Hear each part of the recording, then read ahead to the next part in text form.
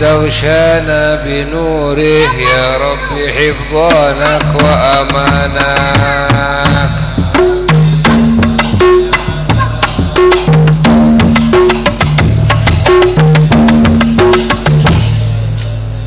يا ربي واسكننا جنانك يا ربي أجرنا من عذابك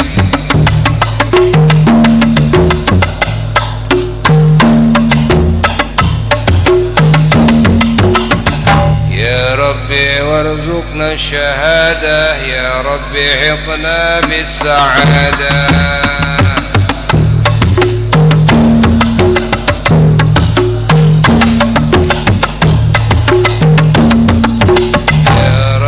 واصلح كل مصلح يا ربي واكفي كل مضيع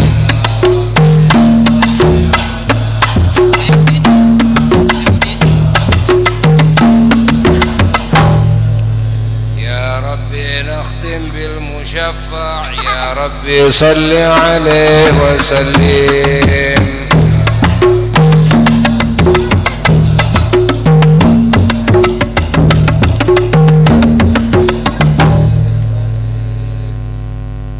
يا رسول الله سلام عليك يا رفيع الشان والدرج يا رسول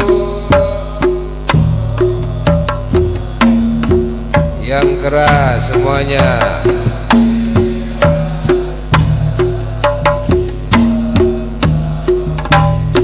عتبة يا جيرة العالم يا وهيل الجود والكرم bareng يا رسول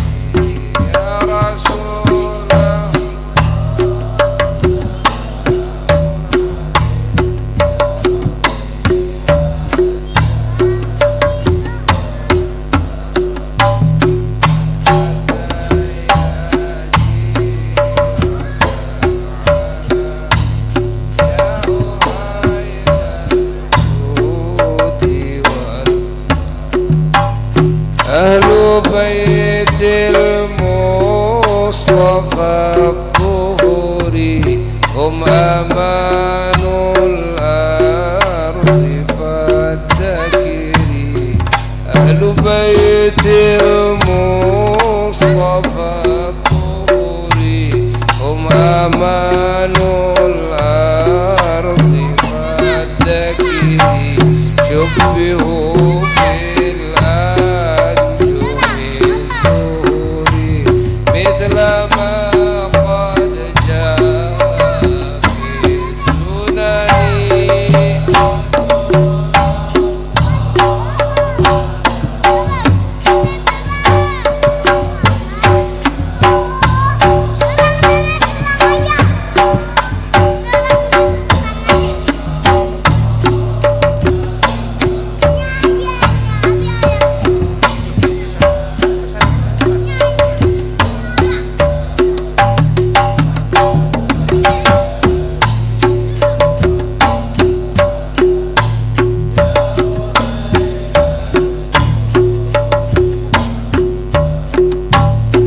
وسفين للنجاة إذا خفت من طوفان كل أذى وسفين للنجاة إذا خفت من طوفان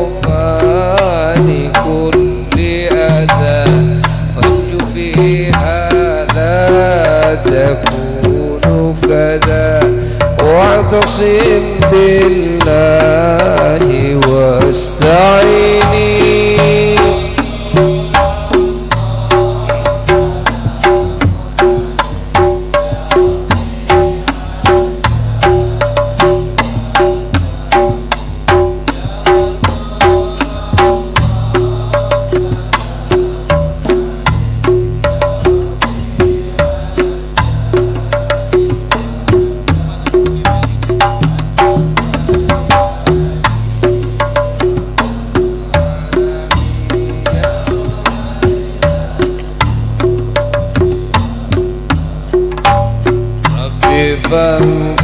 فانفعنا ببركتهم واهدنا الحسنى بحرمتهم رب فانفعنا ببركتهم واهدنا الحسنى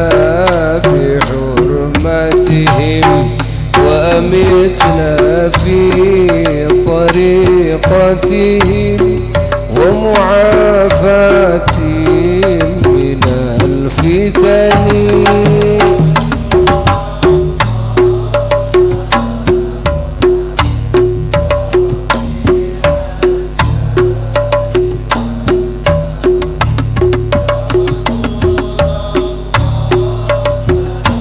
كن عليك يا رفيع الشان والعدفة يا جيرة العالم يا وهائل الجود والكرم ولما تم من حمله صلى الله عليه وسلم شهران على مشهور الأقوال المروية توفي بالمدينة المنورة أبوه عبد الله وكان قد اجتاز بأخواله بني عدي من الطائفة النجارية ومكث فيهم شهرا سقيما يعانون سقمه وشكواه ولما تم من حمله صلى الله عليه وسلم على الراجح 9 أشهر قمرية وآن للزمان أن ينجلي عنه صدى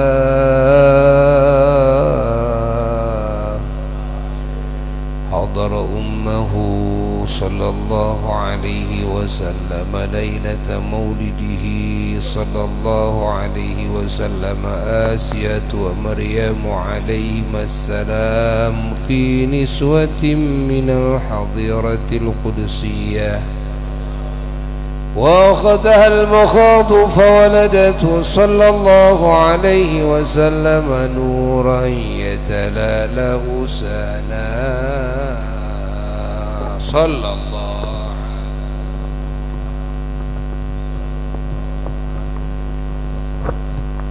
صلى الله على محمد صلى الله يا نبي سلام عليك يا رسول سلام عليك يا حبيب سلام عليك صلوات الله عليك الله يا نبي سلام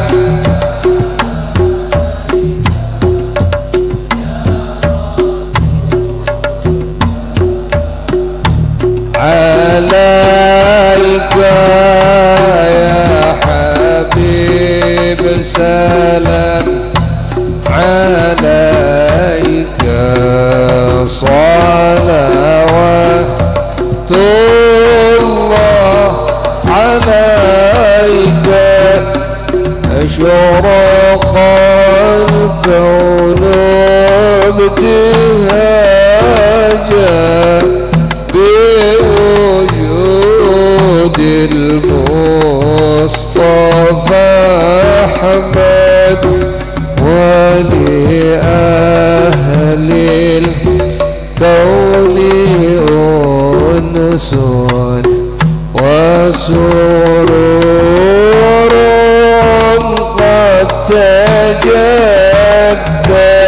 الله يا نبي سلام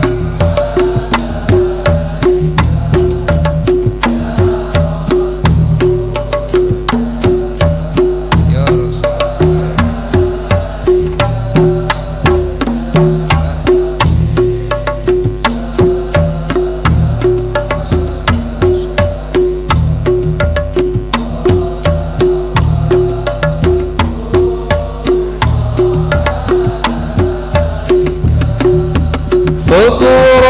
فاقرأوا إلى المثاني فهزار اليمن غرد واستضيئوا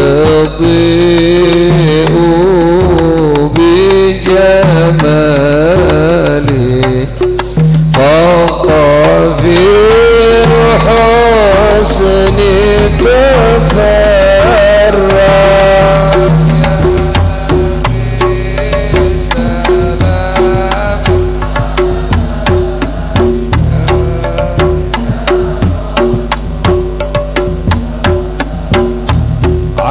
عليك يا حبيب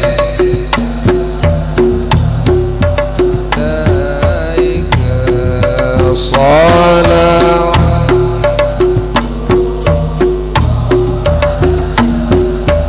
يا مرحبا مرحبا يا نور عيني مرحبا مرحبا جد الحسين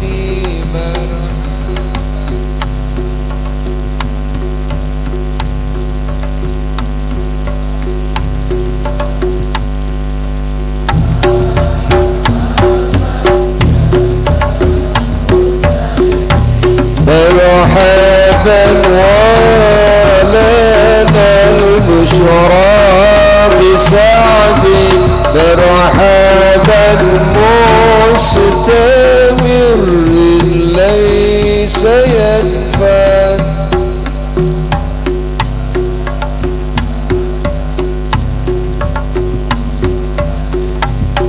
مرحبا مرحبا جدا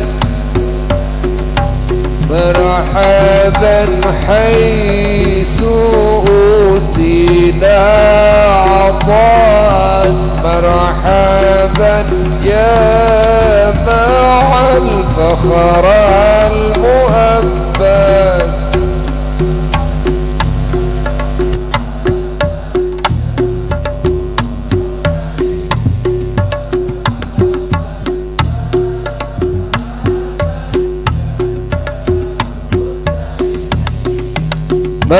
مرحبا يا نور العين مرحبا مرحبا مرحبا جد الحسين مرحبا مرحبا مرحبا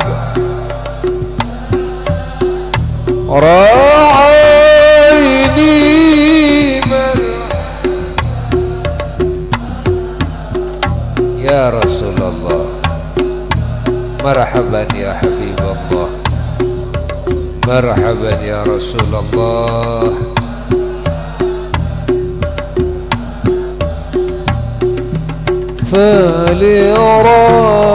فلربي كل حمد مرحبا مرحبا جل أن يحصره العاد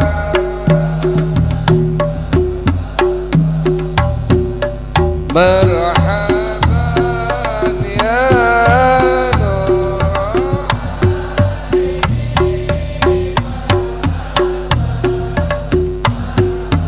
يا رسول الله مرحبا بك يا حبيب الله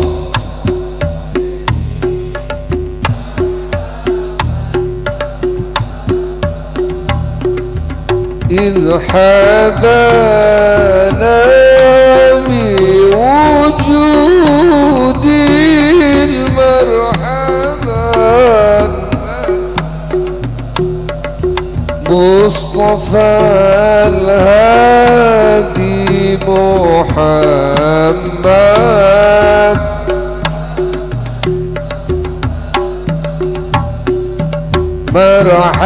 مرحبا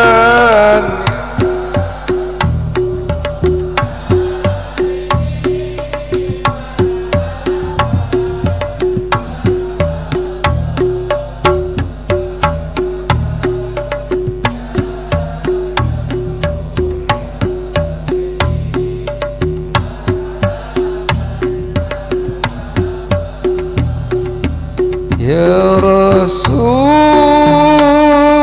رسول الله أهلا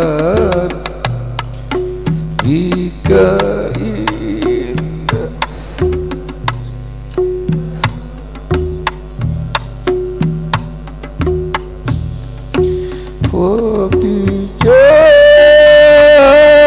وبجاهه يا إلهي جد وبلغ كل مقصود صلى الله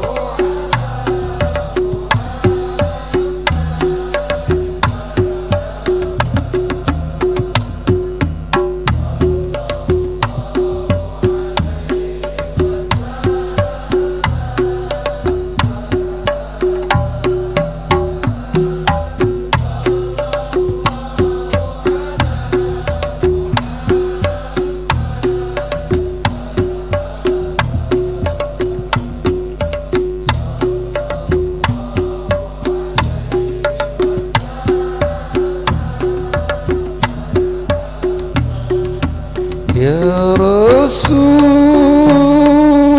رسول الله جينا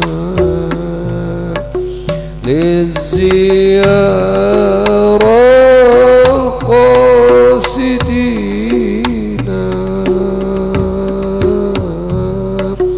نرتجي منك الشفاعة عند رب العالمين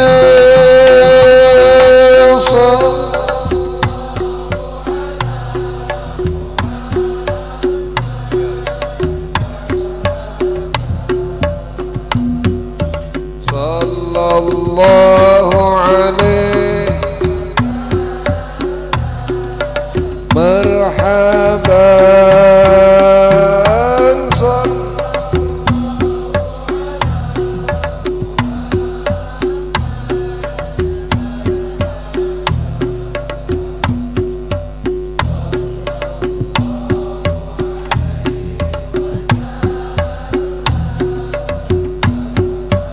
ربي فاغفر لي ذنوبي يا الله ببركة الهادي محمد يا الله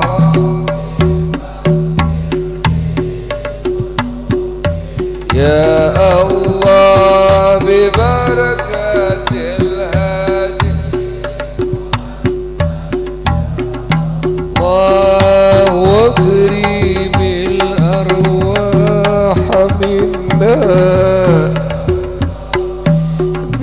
لقاء خير الأنام ربي فاغفر لي ذنوبي يا الله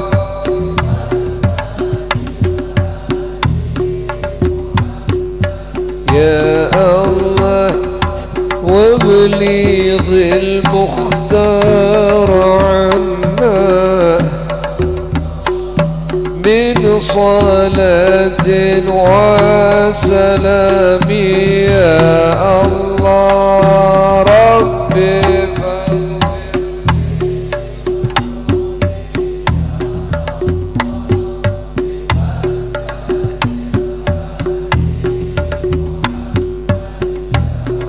الله مرحبا يا مرحبا يا نور عيني مرحبا جد الحسيني مرحبا مرحبا مرحبا يا رسول الله مرحبا يا حبيب الله مرحبا يا خير خلق الله اشفع لنا يا رسول الله اشفع لنا يا حبيب الله طلع البدر علينا من ثنيات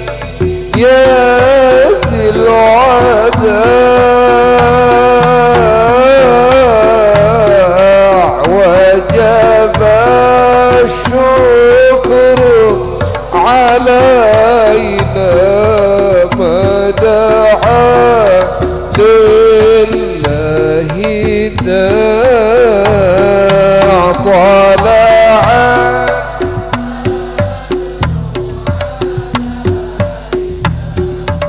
من ثنيات الوداع وجب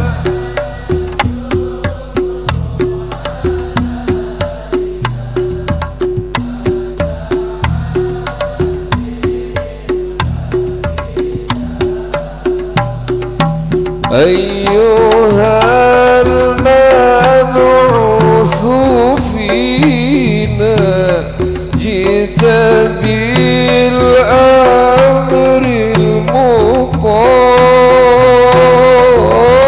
المطاع كن شفيعي يا حبيبي يوم حشر واجتماع طلع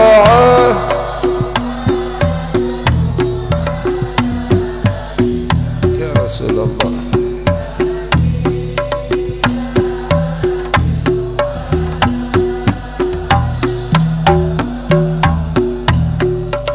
وجب الشكر علينا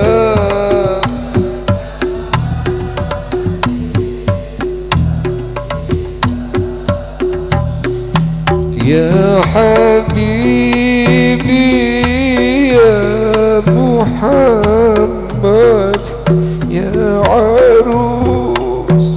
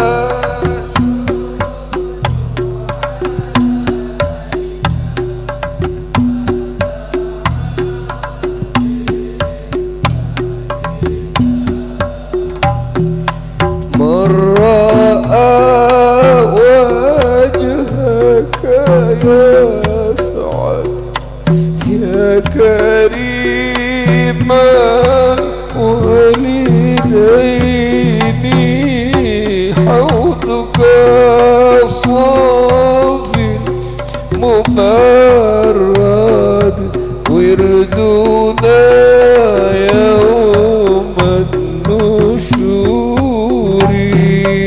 طلع علينا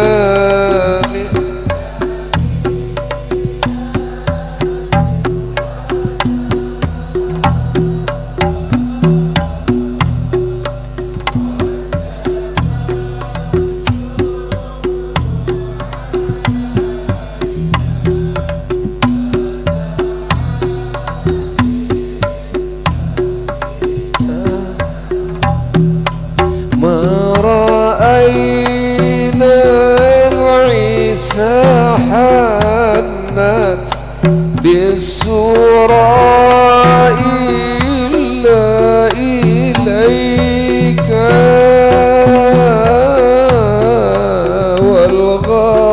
والغمامة قد أضلت والملا صلوا عليك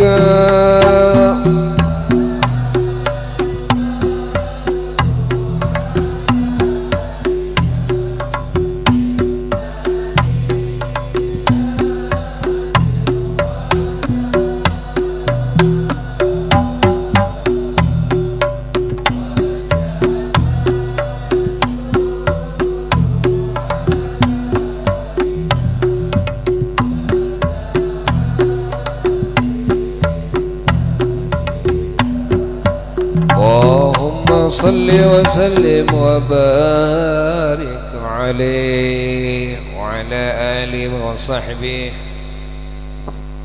Assalamualaikum warahmatullahi wabarakatuh. Alhamdulillah wa afdalus salati wa atamut taslimi ala rasulillah wa ala alihi wa sahbihi wa mawalah wa la hawla wa la quwwata illa billah, amma ba'du.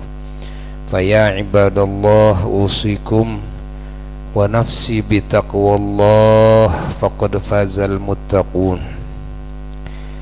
Hadirin hadirat para jamaah sekalian yang sangat berbahagia dan yang sangat beruntung insyaallah, yang semuanya semoga selalu oleh Allah dijaga dari segala kejelekan, terutama dari godaan syaitan yang dikutuk oleh Allah, dan juga dari kejelekan hawa nafsu kita, dan juga dari kejelekan hawa nafsu yang lain, dan juga dari tipuan dunia yang menipu manusia.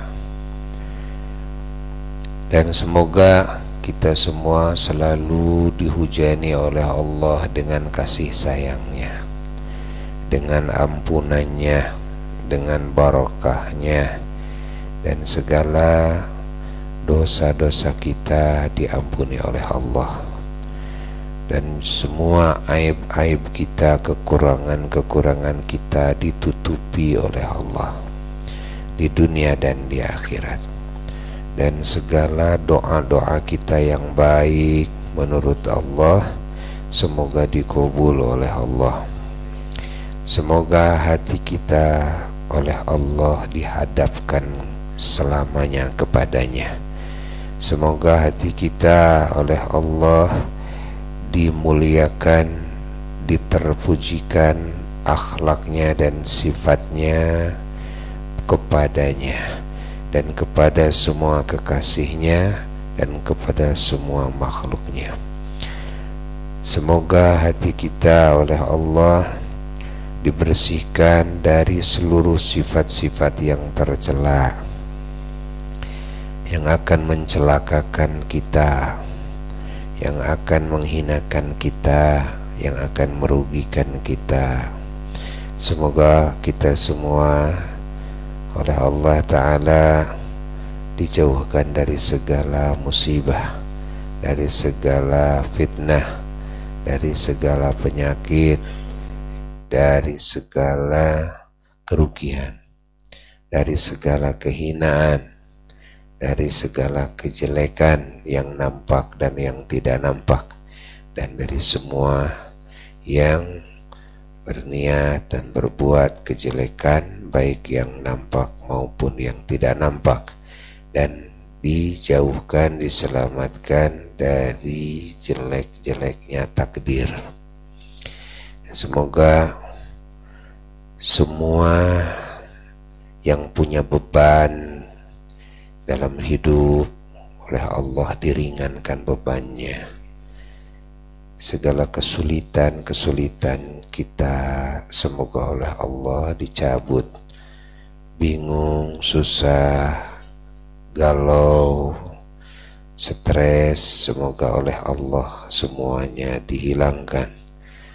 Segala hutang-hutang kita, baik kepada Allah maupun kepada sesama makhluk Allah, semoga dilunasi oleh Allah.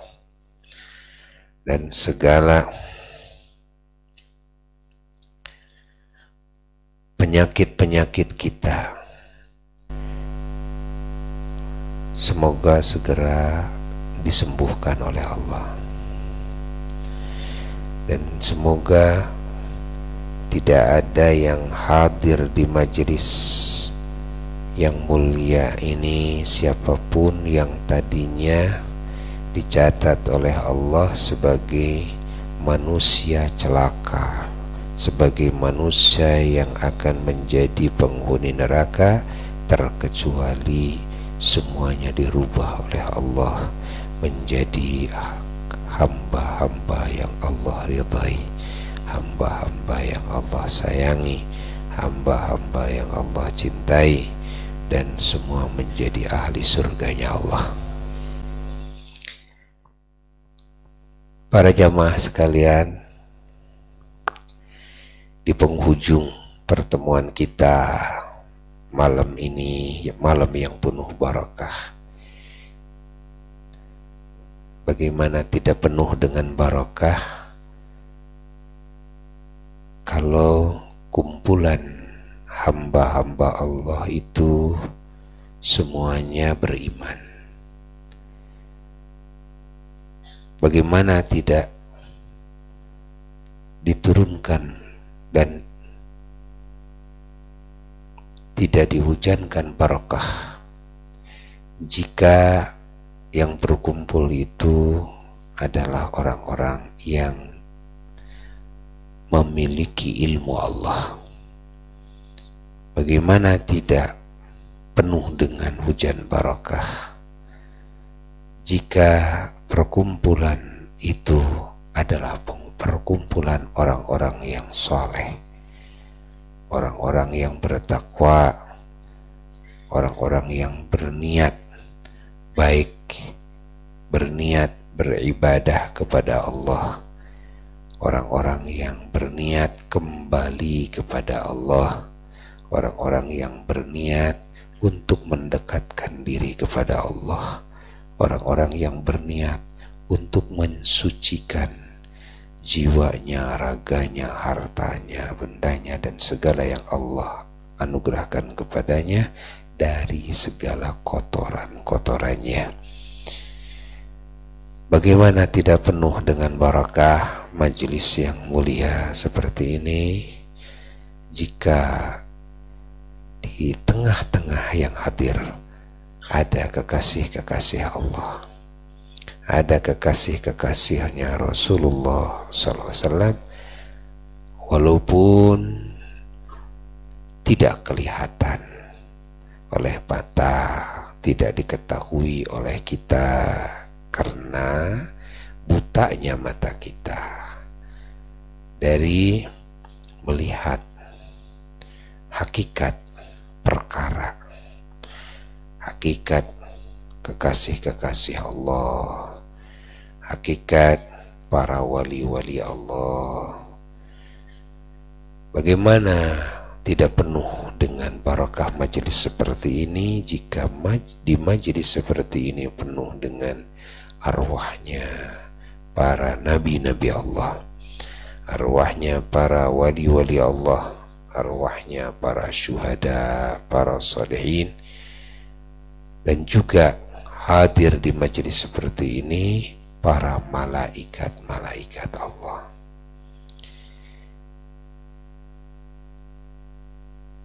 Bagaimana tidak penuh majelis seperti ini dengan barakah, di mana dari setiap imannya, Islamnya, ihsannya, dari setiap ilmunya, amal solehnya, akhlakul karimahnya, kalimat thayyibahnya, niat-niat baiknya, orang-orang yang hadir di majelis seperti ini memancarkan cahayanya, memancarkan keberkahannya, memancarkan asrornya, memancarkan rahmatnya kepada orang-orang yang dekat, yang berkumpul bersamanya, sehingga satu sama lain saling melengkapi, saling menambah kekuatan cahaya, saling menambah keberkahan, saling menambah warna-warni anugerah melalui imannya masing-masing, melalui Islamnya dan ihsannya masing-masing, sehingga yang tadinya cahayanya redup menjadi terang, yang tadinya doanya sulit dikabul karena kotornya jiwanya, karena jauhnya dari Allah, terdorong oleh doanya dan cahayanya, asrornya orang-orang yang soleh yang ada bersamanya, maka doa tersebut akhirnya diterima oleh Allah. Dosa-dosanya diampuni oleh Allah, sehingga pulang dari majelis yang mulia seperti ini sudah tidak ada lagi dosa yang nempel di jiwanya, di raganya, walaupun dirinya tidak menyadari, walaupun dirinya masih tetap merasa menjadi manusia yang paling berdosa, namun sesungguhnya Tuhannya sudah mengampuni semua dosa-dosanya, sehingga apa yang dia takutkan ketika masuk alam barzakhnya, alam kuburnya, tidak dia temukan. Sebaliknya yang ditemukan adalah karunia dan nikmat yang jauh lebih besar ketimbang nikmat yang pernah ia rasakan waktu hidup di dunianya, sehingga di alam barzahnya merasa betah dan tidak merasa sedih ketika meninggalkan kenikmatan dunia. Dan terlihat dari alam kubur, ternyata kenikmatan dunia itu sangatlah kecil. Ternyata kenikmatan dunia itu debu. Ternyata kenikmatan dunia itu semua hina. Kenikmatan yang hakiki adalah ketika kenikmatan yang dibarengi dengan ridhonya Allah. Kenikmatan di alam kubur dan di akhirat semuanya adalah kenikmatan yang dibarengi dengan ridhonya Allah, sayangnya Allah. Adapun kenikmatan di alam dunia masih remeng-remeng, belum tentu. Mungkin kenikmatan yang Allah berikan itu Allah barengi dengan ridhonya, dengan cintanya, dengan sayangnya, seperti halnya kepada para nabinya, para rasulnya alaihimussalatu wassalam, juga kepada para walinya, para ulamanya, para syuhadanya, para solehin, dan kepada umumnya muslimin muslimat, muminin muminat yang taat kepada Allah. Mungkin juga nikmat yang Allah berikan kepada dirinya waktu hidup di dunia justru sebaliknya. kenikmatan yang dibarengi dengan murka Allah. Na'udzubillah min dzalik. Kenikmatan yang dibarengi dengan ancaman Allah. Na'udzubillah min dzalik.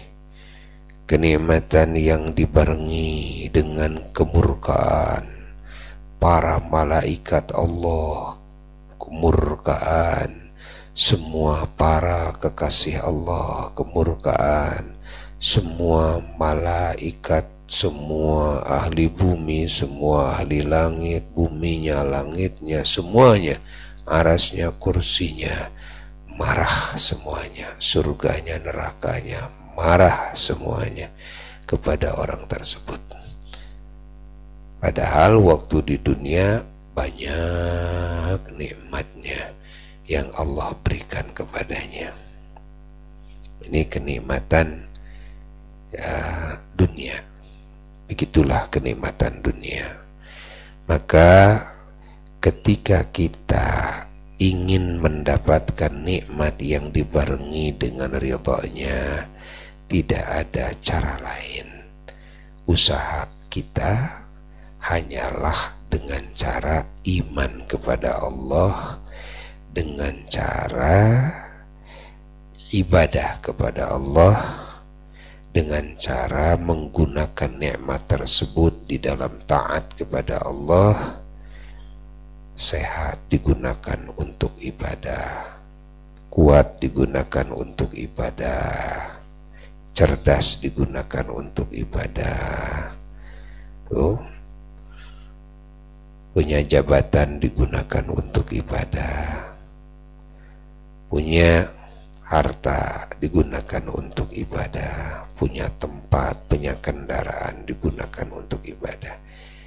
Kalau kita hadir ke majelis yang agung seperti ini memakai motor yang butut atau sepeda, atau tidak bawa motor, tidak bawa sepeda, naik angkot, sementara kita punya mobil yang mewah, namun mobil tersebut disimpan di rumah kita, ketahuilah maka sepeda kita yang dipakai ngaji itulah anugerah yang sangat besar dari Allah. Adapun mobil yang kita simpan itu adalah nikmat yang terancam. Sekali lagi, nikmat yang tidak digunakan ibadah adalah nikmat yang terancam. Terancam. Maka untuk menyelamatkannya, jangan sekali-kali kita mengkikirkan anugerah yang Allah berikan kepada kita di dalam beribadah kepada Allah. Apa saja yang namanya ibadah, selama kita diberi kemampuan oleh Allah, maka kemampuan tersebut gunakan dengan legowo, dengan ridho, dengan senang hati. Ya Allah, Engkaulah yang menciptakan diri hamba. Ya Allah, Engkaulah yang memberikan ruhani, yang memberikan kecerdasan, yang memberikan kesehatan dan kekuatan. Hanya Engkaulah, ya Allah, yang memberikan kenikmatan kepada jasad hamba, kepada ruhani hamba, zahir hamba, batiniah hamba.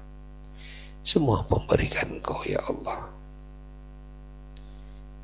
Ketika Engkau menyuruh kepada hamba untuk taat kepada Engkau, untuk menggunakan nikmat yang Kau berikan kepada hamba, marhaban, ahlan wa sahlan, hamba bahagia ya Allah. Berikan kekuatan, berikan kemampuan untuk bisa menggunakan semua nikmat yang Kau berikan di dalam taat kepada Engkau dengan sebaik-baiknya pengabdian kepada Engkau ya Rabb. Bahkan harus bahagia. Manusia yang tidak mau atau yang mengkikirkan nikmatnya yang Allah berikan kepadanya di dalam ibadah kepada Allah, dia adalah manusia yang paling bodoh, manusia yang tersesat dan manusia yang paling rugi. Kenapa rugi? Logikanya bagaimana? Logikanya enteng. Ketika kita mengkikirkan apa yang Allah berikan kepada kita daripada warna-warni kenikmatan, jasad kita, rohani kita, kesehatannya, kekuatannya, kecerdasannya, dan warna-warni nikmat yang lainnya, harta, ya, tahta, jabatan, dan sebagainya, kita kikirkan, tidak kita gunakan di dalam beribadah kepada Allah, kan? Karena hati kita tidak mau menggunakannya. Hati kita merasa rugi kalau kita menggunakan itu di jalan Allah. Ketahuilah di mana letak kebodohan kita dan kesesatan kita. Di mana letak kerugian kita? Letak kebodohan kita, kesesatan kita, kerugian kita, salah satunya adalah kita sesungguhnya pasti akan menggunakan nikmat tersebut di jalan hawa nafsu kita atau di jalan setan.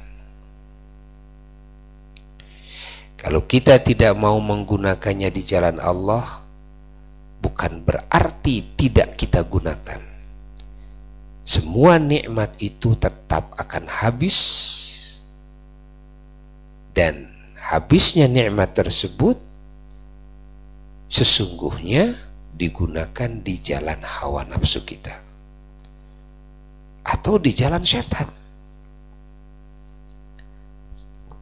Tafakuri oleh kita, hayati.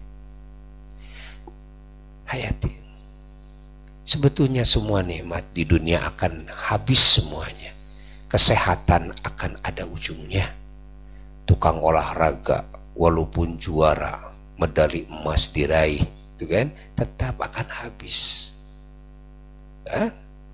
Tukang habis, jago, gagah, sakti, semua akan habis.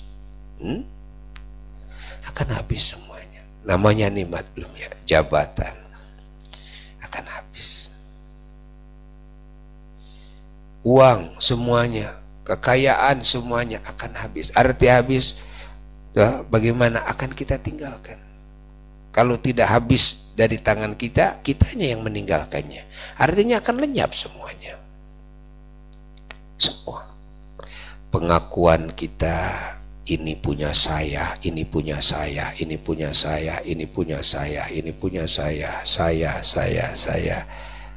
Ternyata semuanya tidak lama kemudian tidak ada. Sudah blank semuanya, tidak ada. Nol semuanya. Gelap gulita semuanya. Tidak ada apa-apanya. Mana punya saya? Gak ada. Dan itu waktunya tidak lama. Waktunya tidak lama, ya, karena manusia yang kita saksikan, ya, yang kita saksikan tidak ada yang umurnya, ya, abadi dalam kehidupan dunia ini. Bahkan umur manusia dari mulai diutus Rasulullah Shallallahu Alaihi Wasallam sampai hari kiamat, Rasulullah memberikan isyarat ma baina sittin wa sab'in, umur manusia itu antara 60-70 tahun. Itu galib-galibnya, dan galib-galibnya 60-70 tahun, insya Allah. Kemana setelah itu? Setelah itu masuk ke alam kubur, ke kehidupan kubur. Artinya semua kenikmatan dunia semuanya lenyap. Pengakuan punya saya, oleh saya, dan semuanya lenyap. Dan kita memampangkan pangkat kita pampangkan kalau sudah masuk ke alam kubur semua gak ada gunanya. Allah. Maka ketika kita mengikirkan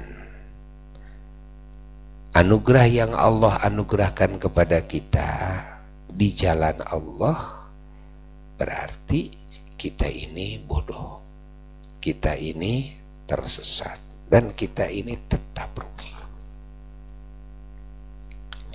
Rugi. Kalau tidak habis, tidak lenyap, kan? Ketika nikmat ini digunakan demi meluluskan hawa nafsu kita atau setan, nah, silakan. Kalau mau silakan. Nah, kalau tidak ada habisnya, kalau bisa abadi, saya mah kalau bisa abadi, bisa mengikuti hawa nafsu saya, bisa abadi, ya silakan. Tapi adakah makhluk yang bisa abadi ketika mengikuti hawa nafsunya? Adakah makhluk yang bisa abadi ketika mengikuti setan? Gak ada. Gak ada yang abadi. Allah.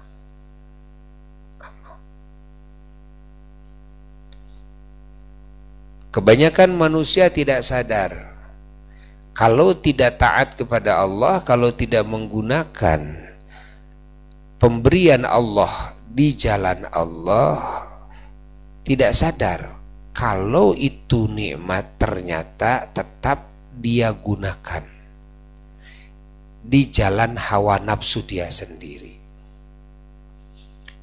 dan ujungnya habis, atau di jalan setan dan ujungnya habis.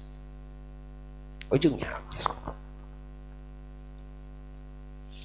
Yang menentang Allah, yang tidak beriman kepada Allah, bahkan tidak mau beriman kepada Allah, bahkan tidak percaya kepada adanya Tuhan, terjadi seperti komunis, ya. Mana yang abadi? Tidak ada yang abadi. Mana yang abadi? Tidak ada yang abadi. Ketika yang komunis menganggap bahwa yang bertuhan itu salah, yang bertuhan itu bodoh, yang bertuhan itu merugikan diri sendiri. Saya mah lebih baik tidak bertuhan. Sesungguhnya kalian itu bertuhan, namun Tuhan kalian adalah hawa nafsu kalian dan setan.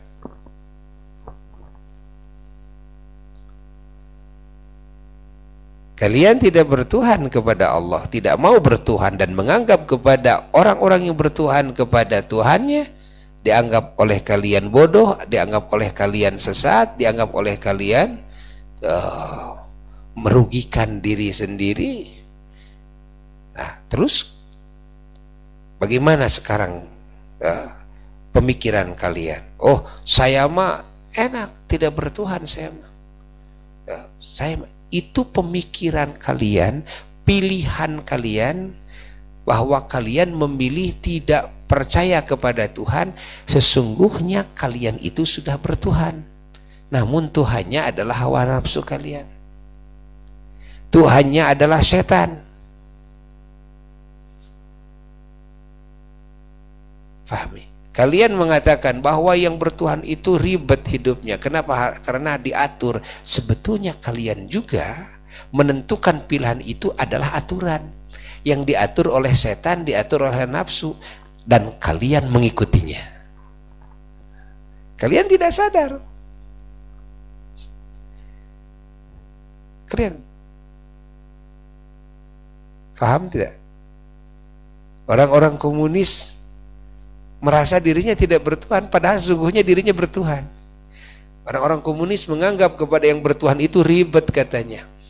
Harus ikut aturan Tuhan, padahal sesungguhnya dia juga mengikuti aturan Tuhannya. Namun tidak sadar. Fahami? Makanya kalau kita tidak mau taat kepada Allah, kan? Jangan merasa bahwa kita tidak taat kepada hawa nafsu kita. Jangan merasa kita tidak taat kepada setan. Orang yang tidak mau taat kepada Allah itu sesungguhnya dia taat kepada hawa nafsunya. Sesungguhnya dia taat kepada setan. Pahami oleh kita. Kalau kita tidak mau sholat, saya mah tidak mau sholat, alias tidak mau taat kepada siapa? Saya mah tidak mau mencari ilmu Allah, udahlah ngurusin duit aja lah, ngurusin politik aja, ngurusin jabatan aja, kan? Gak mau saya mah mencari ilmu Allah, ribet buat menghafal, memahami, kan? Hukum Allah, mengikuti aturan Allah, apa yang Allah perintahkan, saya ikuti apa yang Allah larang. Nah, ya. Sudah gak mau taat kepada Allah. Sesungguhnya kalian tidak taat kepada Allah itu kalian sudah taat kepada hawa nafsu kalian. Dan bukankah dan pilihan manusia itu semuanya asalnya dari pilihan hatinya?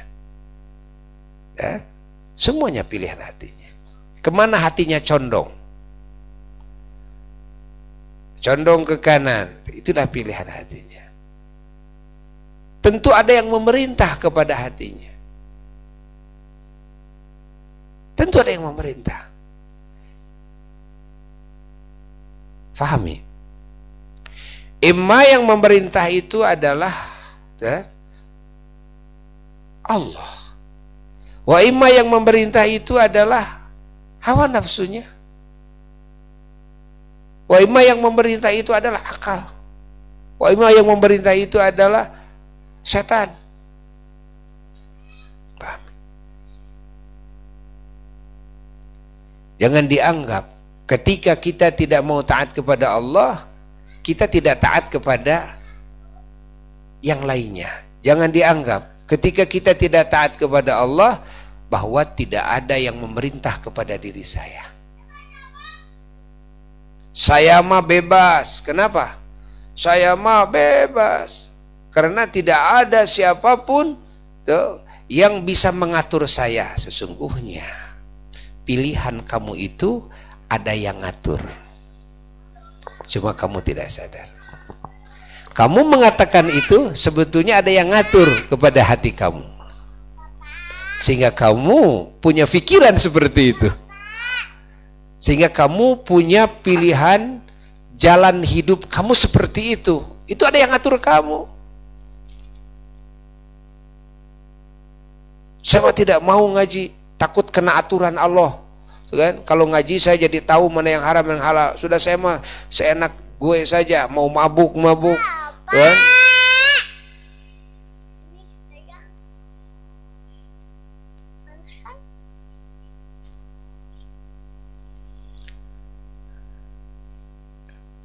Mau judi, mau lacur, gimana saya aja, bebas saya mah. Ini kebodohan yang nyata. Kamu mengatakan seperti itu, justru kamu itu tidak bebas.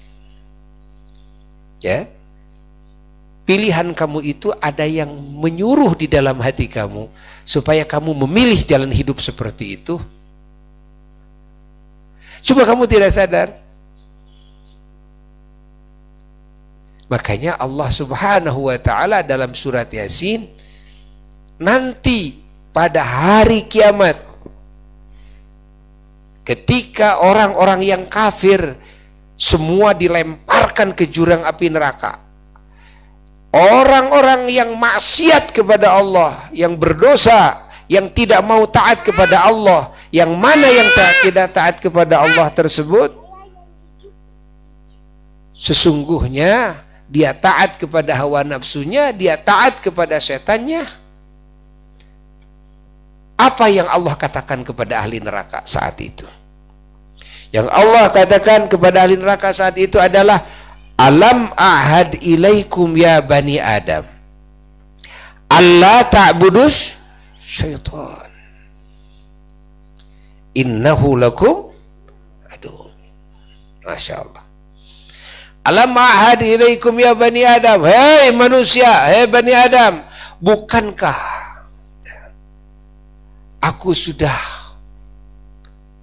berjanji kepada kalian. Dan aku sudah menjanjikan kepada kalian. Aku sudah mewanti-wanti kepada kalian. Allah ta'budu syaitan. Kalian jangan menyembah syaitan. Kalian jangan menyembah syaitan.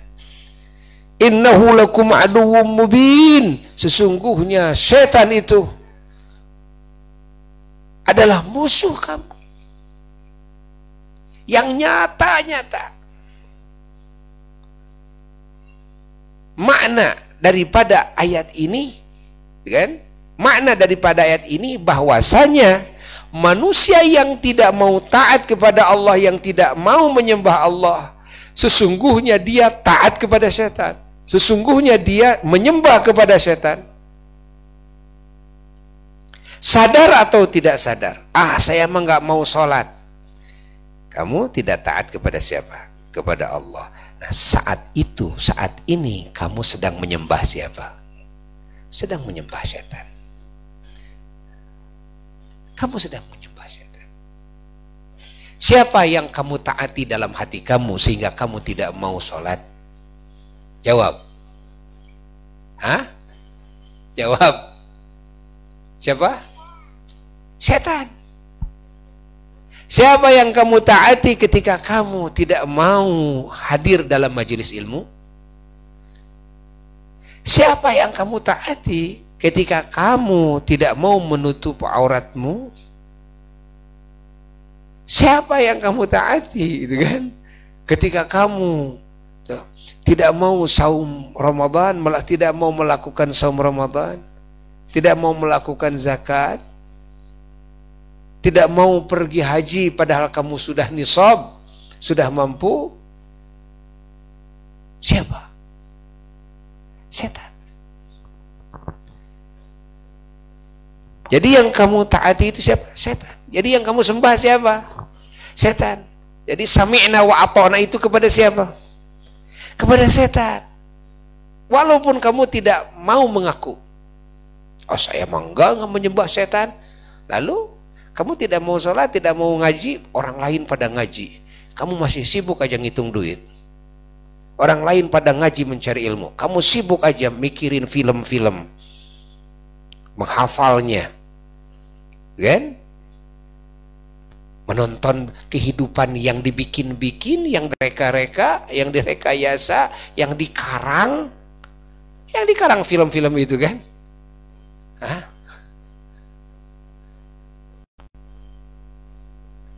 Coba pikirkan, coba. Yang lain sudah, masya Allah, tuh. Yang lain ngaji lagi, dapat lagi barokah, dapat lagi rahmat, dapat lagi ampunan, diijabah, ditaikkan derajatnya, tambah cahaya dalam hatinya, tambah pengetahuan kepada Tuhannya, semakin dekat kepada Rabbnya, semakin dekat kepada Rasulnya, semakin terang alam hatinya, alam fikirannya, masya Allah. Semakin, masya Allah, istiqomah, semakin lurus langkahnya menuju ke surga Allah. Dan semakin menjanjikan hari esoknya, yaitu hari kematiannya, semakin menjanjikan. Orang semakin rajin hadir dalam majelis ilmu, semakin menjanjikan hari esoknya. Kapan hari esok? Hari mati, hari kematian. Terus kamu dapat apa hari-hari kamu? Dapat apa? Mikirin dunia, dapat apa? Sampai sholat nggak bener, lagi sholat ke bawah-bawah terus dunia itu.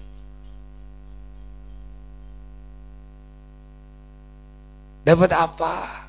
Kamu nonton film itu, nonton film ini, ganti-ganti terus, tuh. Main ke situ, main ke sini, gak ada hentinya. Dapat apa? Tuh yang lain, yang rajin hadir dalam majelis ilmu. Subhanallah, setiap hadir, langkah-langkahnya, setiap kaki melangkah itu dihitung oleh malaikat. Dihitung oleh malaikat. Itu jadi derajat, itu menjadi pahala, jadi nikmat. nanti akan terasa di surga. Ketika orang-orang yang tidak percaya kepada Allah, kepada Rasulnya, kepada apa yang Allah janjikan dan yang Rasul janjikan, kepada yang Allah perancamkan dan yang Rasul perancamkan, mereka di waktu di dunianya mentertawakan orang-orang yang taat kepada Allah, maka nanti pada suatu hari orang-orang yang takwa kepada Allah akan mentertawakan mereka. Akan mentertawakan. Sekarang kamu mentertawakan orang-orang yang rajin ibadah, yang rajin ngaji. Kerjaannya ngaji, sholat, baca Quran, segala macam. Tuh kayak saya, time is money. Kayak saya tuh, uang semakin banyak, 1 jam dapat sekian, 1 jam dapat sekian. Kamu dapat apa? Boleh, kamu dapat duit setiap 1 jam. Setiap 1 jam kamu dapat jutaan, mungkin puluhan juta, mungkin ratusan juta, mungkin miliaran. Lalu setelah itu kamu mati. Dan saya setiap melangkahkan kaki ke majelis ilmu dapat kota di surga, dapat derajat yang tinggi, dapat ampunan Allah, dapat rahmat Allah, dapat keberkahan, dapat cahaya. Semakin dekat dengan Allah, tuh Allah semakin ridho kepada saya, Allah semakin cinta kepada saya, Allah semakin sayang kepada saya. Insyaallah semakin dikabul doa saya. Masya Allah. Para malaikat semakin mencintai saya, semua makhluk mencintai saya, dan saya pun akan mati sama. Saya pun akan mati sama. Yang kamu dapatkan, yang kamu tumpuk-tumpuk sampai miliaran, ratusan miliar, triliunan, tetap kamu akan tinggalkan, kamu mati. Apa artinya kamu menghabiskan hidup untuk sesuatu yang pasti akan kamu tinggalkan? Tapi saya hadir dalam majelis ilmu, saya mengejar sesuatu yang akan saya gapai.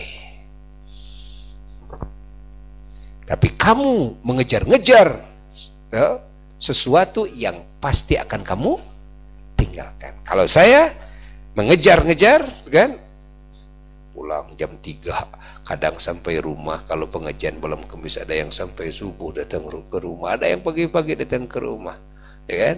Apa yang kamu dapatkan? Yang kamu dapatkan adalah, ingat, yang tidak ada habisnya. Yang kamu dapatkan, ingat, adalah kenikmatan yang tidak ada habisnya. Masya Allah. Tapi kalau kamu kerjaannya dunia, ingat, dunia itu pasti akan kamu tinggalkan. Jadi yang kamu perjuangkan siang malam sampai stres, ya, adalah yang pasti kamu akan tinggalkan. Sesungguhnya yang bodoh siapa? Apakah yang menghabiskan hidupnya untuk sesuatu yang akan dia tinggalkan? Ataukah menghabiskan segala sesuatunya waktu hidupnya di dunia untuk sesuatu yang akan dia gapai abadi? Pahami oleh kita. Pahami. Jadi no hantem mikiran dunia mah euy ngariripuh maneh. Ngariripuh maneh. Ingat, apalagi kalau dunia dimasukkan ke hati. Ingat, kalau dunia dimasukkan ke hati, maka pasti akan sedih ketika mau meninggalkan dunianya. Karena dunianya sudah di hatinya. Kalau kita tidak ingin merasa sedih, tidak ingin merasa takut ketika kita mau mati, mau masuk alam kubur, jangan menaruh dunia di hati. Taruhlah dunia di tangan, jangan di hati. Setiap yang sudah masuk hati sulit untuk dilupakannya, ya. Allah, Allah, Allah, Allah, Allah, Allah, Allah. Maka beruntung, dan kalian harus merasa Alhamdulillah ya Allah, alhamdulillah saya merasa beruntung. Alhamdulillah ya Allah, saya punya guru yang membimbing saya. Alhamdulillah ya Allah, saya punya teman-teman yang soleh. Alhamdulillah ya Allah, kan? Masya Allah. Saya sering kau hadirkan di majelis yang engkau penuhi dengan ampunanmu, dengan keberkahanmu, dengan kasih sayangmu, dengan cintamu. Alhamdulillah ya Allah. Terus harus alhamdulillah, alhamdulillah, alhamdulillah, alhamdulillah. Allah, Allah, Allah. Orang-orang yang hadir di majelis seperti ini, kalau tidak soleh, ingat, kalau dia tidak soleh, kalau mereka tidak soleh, minimal mereka hadir karena ingin soleh. Orang yang hadir di majelis ilmu karena ingin soleh, sesungguhnya dia sudah meniti jalan kesolehan. Ingat, jangan kita melihat tadi atau kemarin, apalagi dulu. Wah, tadi dia mabuk, tadi dia, dengan tadi dia lacur tadi. Lalu gimana? Ya sekarang dia masuk ke pengajian, sekarang dia hadir di majelis ilmu. Ya? Fahami oleh kita. Fahami oleh kita.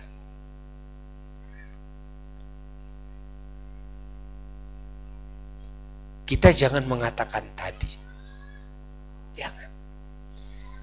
Sekarang apa yang dia niatkan? Dia niatkan ingin hadir dalam majelis ilmu. Orang ingin hadir dalam majelis ilmu adalah orang yang pasti dalam hatinya menginginkan menjadi orang yang benar, menginginkan jadi orang yang soleh. Ya tapi kan habis ngaji dia gitu lagi, habis lagi dia gitu lagi, habis ngaji dia itu lagi. Ingat, kalau kamu berbicara begitu, coba tanya diri kamu sendiri, apakah kamu sudah bisa sempurna dalam melakukan taat? Apakah kamu sudah bisa sempurna dalam menjauhi maksiat? Kamu sudah tua, kamu sudah tua, apakah bisa enggak? Sekarang mau tanya sholat saja, apakah kamu sudah bisa sholat dari mulai Allahu Akbar sampai salam, khusyuk hati kamu memusat kepada Allah, betul-betul tidak belok sedikit pun kepada selain Allah? Padahal kamu sudah tua, padahal kamu sudah mendekati alam kubur. Coba, kenapa kamu menyalahkan yang lain? Ingat, kesolehan itu tidak bisa langsung sekali jadi. Orang hadir dalam majelis ilmu satu kali langsung menjadi orang yang soleh sempurna, tidak. Kesolehan itu harus ada proses, dan proses ini lama. Proses ini lama.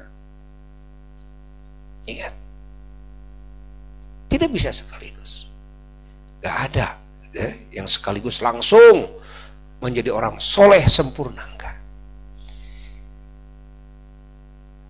Keilmuan harus step by step. Pengetahuan di dalam Islam itu banyak yang harus kita ketahui. Lalu kita ngaji dalam satu majelis, walaupun 3 jam, walaupun 5 jam kita ngaji, gak akan bisa kita menguasai ilmu Islam secara keseluruhan. Gak akan bisa. Bahkan yang sudah dikaji juga dalam majelis tersebut, bisa-bisa baru keluar dari majelis sudah hilang. Sudah hilang. Sehingga ngaji lagi, dibahas yang itu lagi, merasa baru lagi. Padahal kemarin sudah dibahas itu. Kan? Allah. Tuh. Makanya tidak boleh suudzon. Tidak boleh. Kita harus merasakan diri kita. Susah untuk menjadi orang soleh itu. Susah. Allah, Allah, Allah, Allah. Gampang dalam teori, tapi dalam praktek susah. Makanya diperlukan kita punya guru, ya.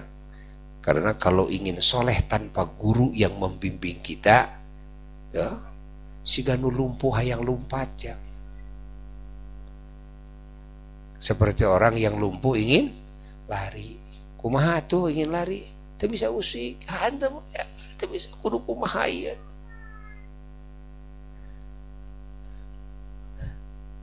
Ainu lumpuh mah kudu ainu ngakon, minimal ainu ngagusur. Nah, kalau kita punya guru, nanti ditarik oleh guru kita, selalu dinasehati, selalu. Nah, kalau kita nggak ngaji satu kali, gitu kan? Kita kan kadang merasa tenang, gitu kan? Nggak ngaji 2 kali, nggak ngaji 3 kali, merasa tenang kita. Bisnis di kantor dan sebagainya, main, gitu kan? Tapi ketika ditanya di telepon sama guru kita, kemana kemarin nggak ngaji? Maka hati kita, gitu kan, akan berdebar. Hati kita akan merasa malu. Hati kita akan merasa salah. Baru ditanya sama guru kita, kemana kemarin gak kelihatan ngaji, ya kan? Dan itu akan bisa menarik hati kita. Padahal guru hanya bertanya, kemana kemarin gak ngaji? Guru gak mengatakan ayat Quran, hadis, enggak. Cuma nanya, kemana kemarin gak ngaji? Tapi kalimat guru tersebut itu menjadi pukulan yang merembukan, gitu kan, kekuatan setan di dalam jiwa. Kekuatan hawa nafsu itu hancur. Coba dengan pertanyaan sang guru, kemana kemarin gak ngaji? Pahami oleh kita. Itulah kekuatan guru. Ya? Padahal kita ingin soleh itu susah. Maka Rasulullah Shallallahu Alaihi Wasallam selalu memperhatikan sahabatnya. Ketika sholat, ya, dilihat oleh Rasul, kemana si Anu? Kan? Nanti dipanggil oleh Rasulullah, kemana kemarin? Gak kelihatan sholat berjamaah, gak kelihatan dalam kumpulan, dalam majelis ilmu, kan? Jadi kalau kita punya guru, akan ada orang yang terus menasihati kita. Minimal kalau guru tidak kedengaran menasihati kita, guru itu, kan, ulama itu hatinya akan merasa sayang kepada kita dan akan selalu mendoakan kita. Ulama itu ketika berdoa pasti akan membawa dalam doanya murid-muridnya semuanya. Semua jamaahnya pasti akan didahulukan sebelum muslimin muslimat semuanya yang lainnya. Kalau minta rahmat, minta ampunan Allah, minta keselamatan, kebahagiaan, kemuliaan di dunia dan di akhirat, sebelum seluruh muslimin muslimat yang umum, pasti akan mendahulukan mustaminya, pasti akan mendahulukan jamaahnya. Itu guru. Apalagi orang-orang yang memang, ya, sudah hadir dalam hati guru karena kebaikannya. Karena kebaikannya. Ingat. Pahami oleh kita semuanya. Maka kita harus terus, ya, sebelum mati harus terus menghubungkan hati kita dengan guru. Jangan terlalu lama kita tidak bertemu dengan guru. Jangan terlalu lama. Melihat wajah guru, ngobrol dengan guru. Ingat, itu akan menjadi ikatan yang akan menarik kita ketika kita ditarik oleh syaitan, ditarik oleh hawa nafsu kita, kan? Saling tarik dengan kekuatan tali, ya, guru kita. Ya. Maka kita akan gampang dalam mujahadah. Makanya para sahabat Rasulullah SAW prosesnya cepat sekali menjadi orang-orang yang soleh secara sempurna. Cepat sekali menjadi wali-wali Allah. Kenapa? Karena hebatnya tarikan Nabi. Ketika sahabat bikin ikatan dengan Rasulullah SAW, ikatan batiniah, ingat. Nah, ini ikatan ini yang ditarik oleh Rasulullah SAW. Ingat, itulah yang hebat. Sehingga mujahadahnya itu, para sahabat itu mujahadahnya itu ya, jadi terasa ringan. Mujahadahnya itu terasa ringan. Padahal kalau kita dengar bagaimana mujahadahnya para sahabat Nabi, wah, kita tidak akan mampu. Tapi yang begitu berat sesungguhnya akan terasa ringan. Apa yang menjadi terasa ringan adalah magnet Rasulullah. Magnet Rasulullah. Para sahabat meninggalkan keluarganya, para sahabat wah dakwah ke berbagai negara, kan? Mau mati di mana, sabodoh, kan? Mau makan nggak makan, sabodoh, gimana nanti saja, kan? Semua diserahkan kepada Allah. Lalu apa kamu berangkat ke negara itu, negara ini melancong sampai kamu mati di negara tersebut, kan? Saya mendapatkan perintah dari Rasulullah SAW. Allah, kan?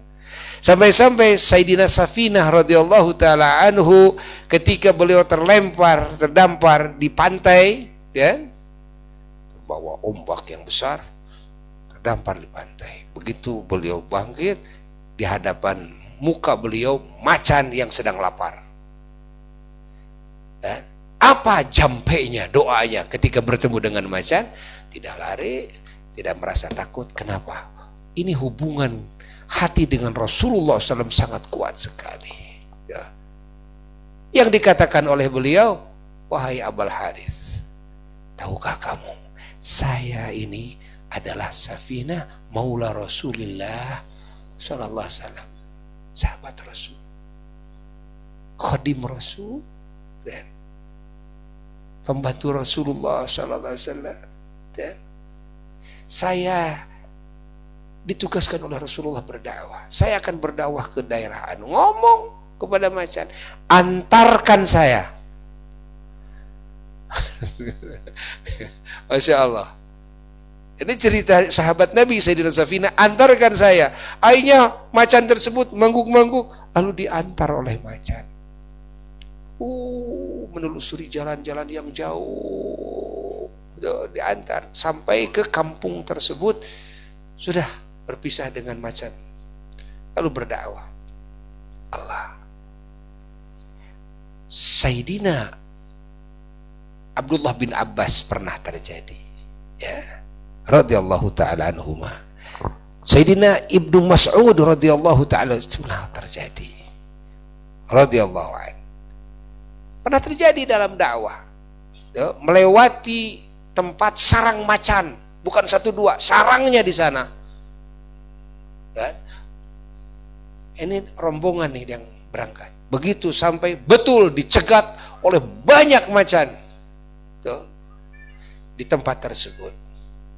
Apa doanya beliau? Doa beliau, wahai macan, saya ini sahabatnya Rasulullah SAW. Kalian jangan ada lagi di sini. Pindahlah kalian, semua pindah. Jangan ada di sini. Ya. Ini akan dilewati oleh saya, akan dilewati oleh orang-orang. Semua macan akhirnya manggut-manggut, lalu pindahlah seketika semuanya, sehingga dari semenjak itu sampai saat ini tempat itu aman. Pindah semuanya. Masya Allah. Doanya, apa yang dijadikan doa? Yang dijadikan doa adalah hubungan kuat beliau dengan siapa? Dengan Rasulullah SAW. Dengan Rasulullah SAW. Ketemu macan, yang didagangkan siapa? Rasulullah SAW. Masya Allah. Hubungan hati yang erat. Sampai seperti itu tuh, Hubungan hati yang keras sampai seperti itu. Makanya kalau kita ingin cepat prosesnya ya, menjadi orang soleh, tidak ada cara kecuali kita harus mengikat hubungan batiniyah dengan ulama yang mentarbiyah kita. Ingat, harus kuat hubungan hati kita. Kita berani melakukan maksiat kalau hubungan itu tidak kuat. Ya. Kita akan merasa tenang ketika kita lupa kepada Allah ketika hubungan itu tidak kuat. Kita akan merasa aman tidak melakukan ibadah, merasa aman melakukan dosa ketika hubungan itu tidak kuat. Ketika hubungan kuat, tidak akan bisa. Ya. Kita tidak akan berani melakukan maksiat kalau hubungan hati kita kuat. Tidak akan berani kita meninggalkan kewajiban kalau hubungan hati kita kuat. Maka usahakan, ya, usahakan di dalam hidup ini jangan sampai jauh dari guru. Usahakan sampai mati. Hubungan hati dengan guru yang disebut dengan rabitatul mursyid kalau di dalam ilmu thariqah. Apa rabitatul mursyid? Adalah hubungan kuat dengan guru sang mursyid. Guru yang murabbi, yang mentarbiyah kita. Harus ada hubungan kuat.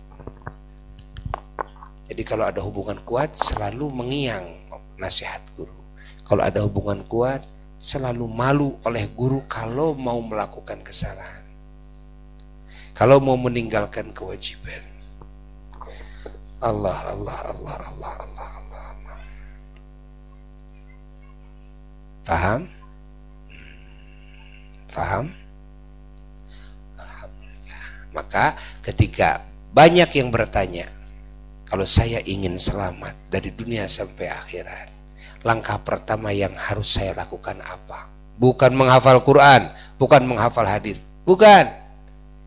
Tapi yang pertama harus kalian lakukan adalah carilah ulama yang mengamalkan ilmunya, yang berakhlakul karimah. Apalagi kalau kamu menemukan ulama yang mustajab doanya, maka hubungkan hatimu dengannya, dekati beliau, terus barengi sampai kamu mati atau beliau wafat. Itulah langkah pertama jika kamu ingin selamat dari dunia sampai akhirat.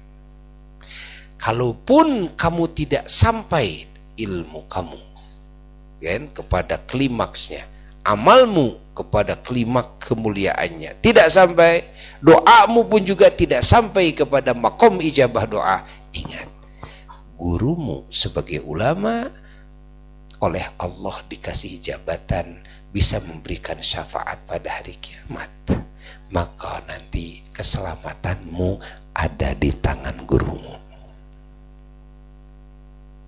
Kalau kamu tidak punya guru ulama yang betul-betul kealimannya, kamu tidak mengikat hubungan dengannya, lalu apa yang akan kamu jagokan?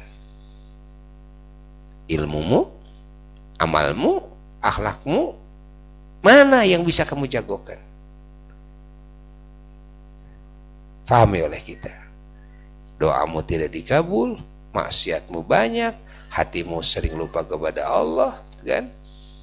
Nah, ibadahmu hanya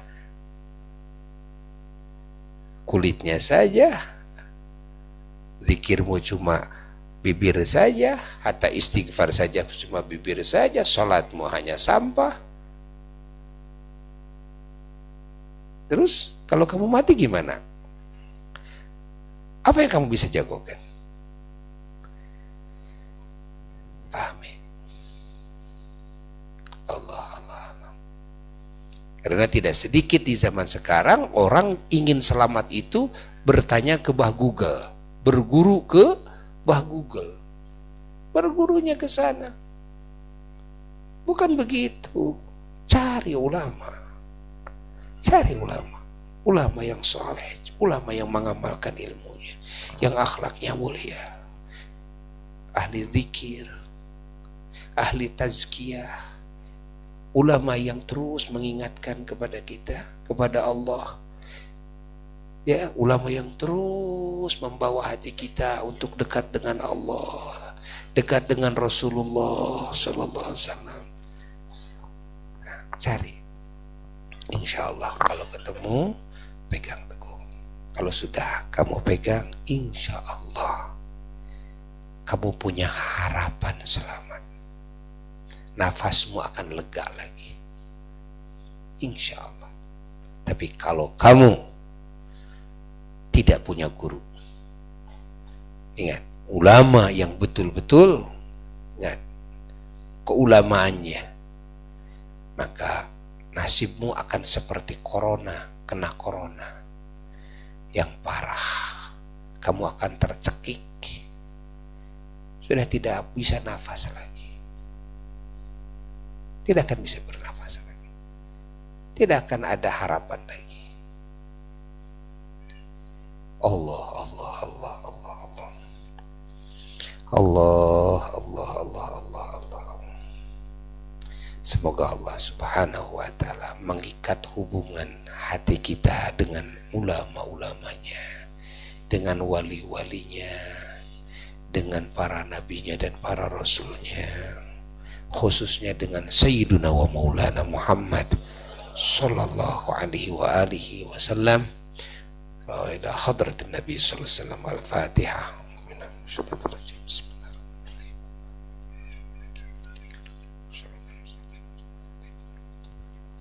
آمين.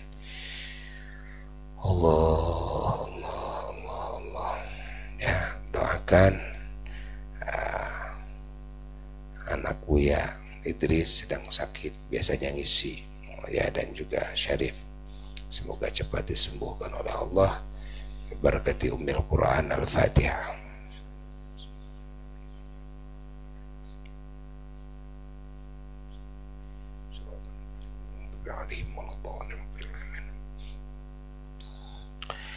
Dan Buya mengajak kepada semuanya, ya, setelah doa di akhir ini untuk bersama-sama sholat gaibnya, ya, ibu kita semua, yaitu istri, ya, guru Buya, yaitu Abuya Sayyid Muhammad Alawi Al-Maliki, rahmatullah alaih,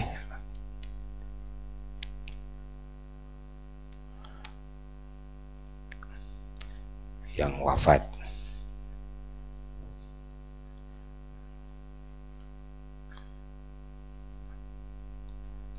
Kita sama-sama nyolatin sekarang.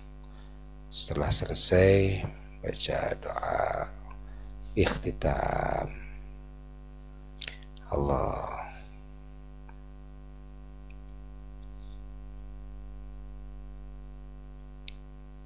La ilaha illallah.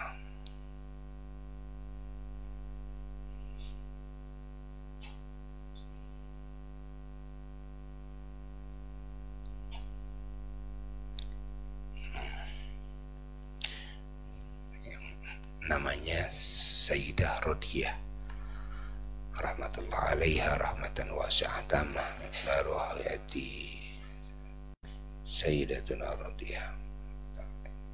Al-Fatihah. Bismillahirrahmanirrahim.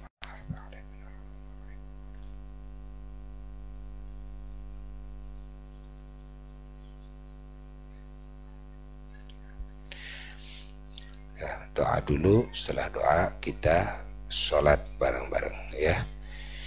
Rabbana anfa'na bima 'allamtana, Rabbi 'allimna alladhi yanfa'una, Rabbi faqihna wa faqih.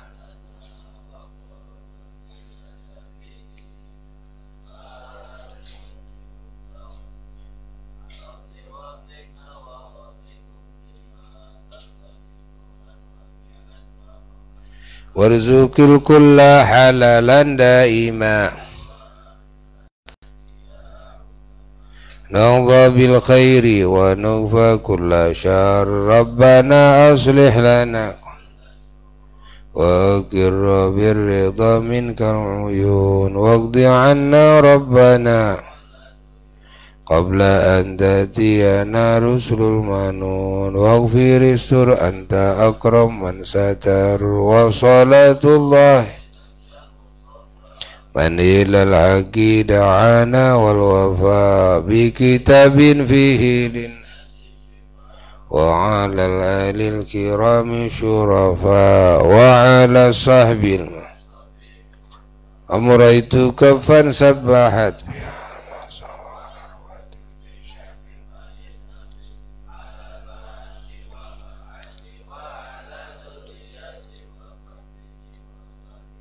amraitu kafan sabbahat biha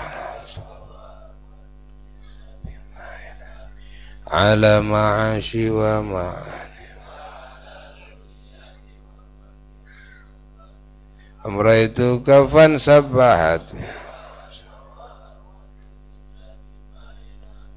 ala ma'ashi wa ma'ani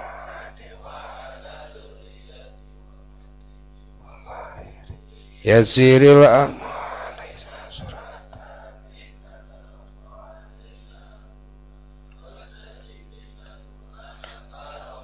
ya kariman anta rabbul kurama yasiril amr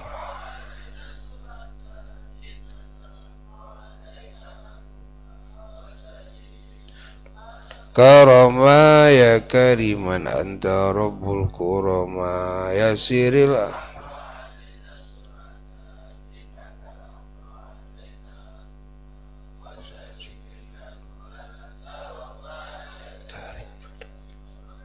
Allahumma hdina bihudak waj'alna mimman yusari'u fi ridhak wa la tuwallina waliyan siwak wa la taj'alna mimman khalafa amraka wa 'asak ya rabbana i'tarafna bi annana iqtarafna wa annana asrafna ala ladha